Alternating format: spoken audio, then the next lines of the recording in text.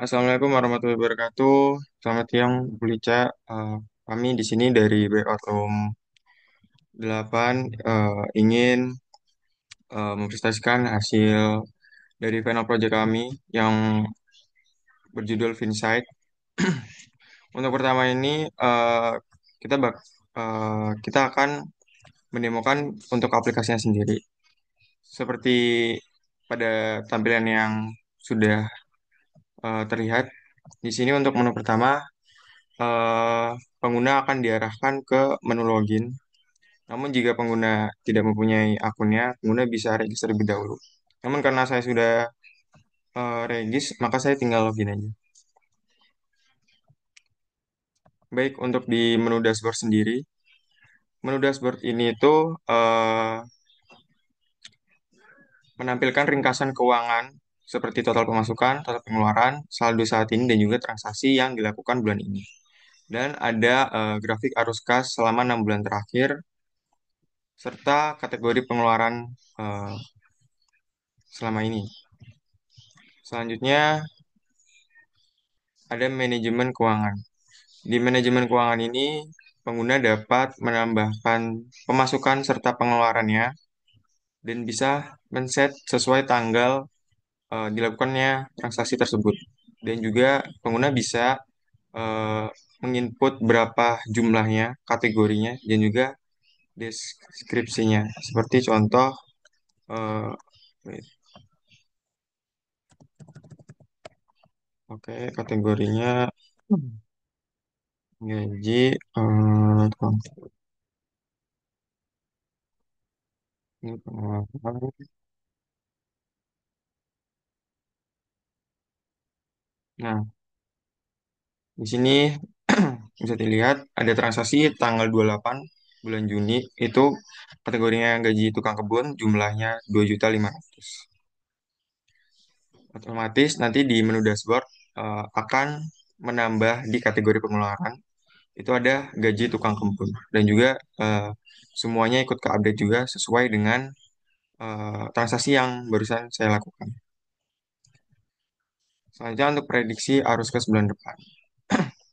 Untuk prediksi arus kas bulan depan itu melihat dari total riwayat transaksi yang dilakukan selama ini. Jadi eh, kita menarik API eh, untuk model AI-nya dalam memprediksi estimasi pemasukan dan juga pengeluaran yang akan dilakukan bulan depan berdasarkan riwayat total transaksi yang sudah dilakukan selama ini.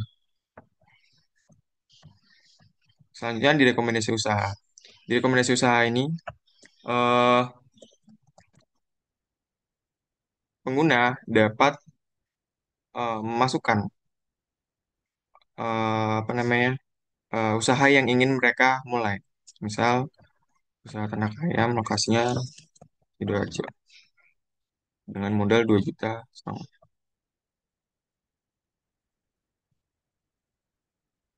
Nah, otomatis eh, model AI akan menampilkan tiga jenis usaha yang dapat dimulai si pengguna dengan budget 2.500.000. Itu ada resikonya yang sedang, ada yang sedang, dan ada yang rendah gitu. Selanjutnya ke analisis kelayakan.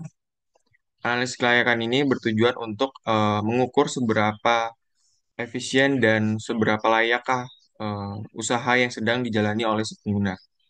Semisal saya input untuk modalnya itu 1 juta dan biaya operasionalnya mungkin sekitar 300.000. Karena terus estimasi pemasukannya cuman 250 atau enggak misal 350. Nah, statusnya di sini kurang layak. Kenapa? Karena return of investment-nya atau ROI-nya itu hanya balik sebesar 5%, di mana profit bersihnya per bulan itu 50.000 dan untuk pikiran waktu balik modal atau break even point-nya itu membutuhkan waktu sekitar 20 bulan dan itu eh, kurang layak untuk sebuah UMKM gitu. Selanjutnya ada fitur komunitas Vincent. Di fitur komunitas Vincent ini, pengguna dapat berbagi pengalaman dan juga berbagi informasi seputar dunia UMKM atau bisnis. Jadi, semisal pengguna ingin eh, apa namanya, ingin membagikan pencapaian, contoh semisal berhasil eh, berhasil mem, eh, usaha ternak ternak ayam, contoh kategorinya pencapaian, mungkin saya berhasil eh, mempunyai ayam dengan modal modal 1 juta dan mendapatkan berapa ini dan mendapatkan keuntungan bersih bulan sekitar 400.000. Nah, contohnya seperti ini. Otomatis di komunitas Vincent ini bisa dilihat bahwasannya saya baru saja menambahkan postingan, ya, di mana ini sebuah pencapaian yaitu berhasil usaha ternak ayam. Nah, otomatis pengguna lain bisa membalasi atau mereply contoh kayak, nah, otomatis pengguna lain bisa eh, membalas postingan tersebut dan juga ada aksi untuk menyukainya juga untuk postingannya. Dan saya juga bisa menghapus postingan saya bahwasannya jika sudah tidak sesuai gitu. Selain di eh, komunitas Vinsat, pengguna juga bisa mengakses fitur di profile. Nah, di profile ini pengguna bisa mengupdate namanya atau mengganti namanya. Jadi, misalnya nama saya ini Opal, saya ganti jadi Opal. Nama berhasil diperbarui. Nah, otomatis nama saya sudah berganti dengan Opal. Itu. Untuk selanjutnya mungkin bisa dilanjut oleh rekan saya, Muhammad Farhan, untuk menjelaskan mengenai use case-nya yang kemarin sempat direvisi juga sama Bu Ica.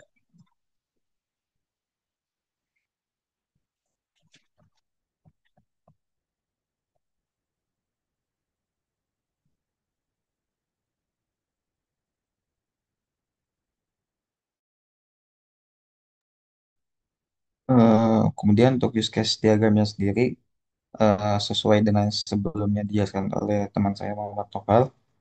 Yang pertama ada pengguna, yang pertama ada aktor yang pertama calon pengguna, yang mana calon pengguna ini dapat meregistrasi atau mendaftar sebagai pengguna baru. Kemudian untuk pengguna yang sudah pernah mendaftar, maka di sini ada beberapa use case. Yang pertama, pengguna bisa login, yang mana ini include yaitu verifikasi username dan password oleh oleh sistem. Kemudian use case selanjutnya adalah pengguna dapat mengganti password, eh, yaitu include verifikasi username dan juga password. Dan kemudian juga pengguna bisa em, mengganti nama. Kemudian use case selanjutnya pengguna dapat menuju dashboard seperti yang tadi sudah didemokan. Kemudian pengguna dapat melihat riwayat transaksi. Kemudian pengguna dapat menambah transaksi baru dan juga pengguna dapat menghapus transaksi baru. Kemudian use case selanjutnya itu pengguna dapat melakukan prediksi keuangan di bulan depan berdasarkan tadi di bagian prediksi keuangan.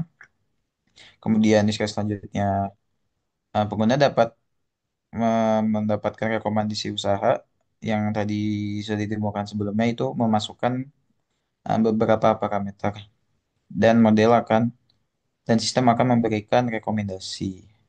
Kemudian use case selanjutnya mendapatkan analisis kelayakan Dan kemudian use case selanjutnya lagi, pengguna dapat mengunjungi komunitas Insight. Dan use case selanjutnya lagi, di komunitas Insight ini pengguna dapat memposting postingan, kemudian pengguna dapat memberi komentar terhadap postingan, dan yang terakhir adalah use case terakhir pengguna dapat login dari sistem aplikasi Vinsat.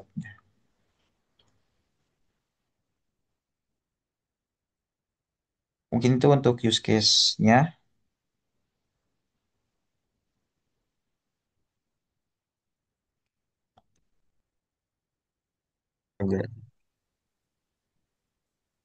Oke, jadi untuk data flow diagram level 0 itu konteksnya ada dua entitas, yaitu ada dua entitas eksternal, yaitu pengguna dan sistem AI.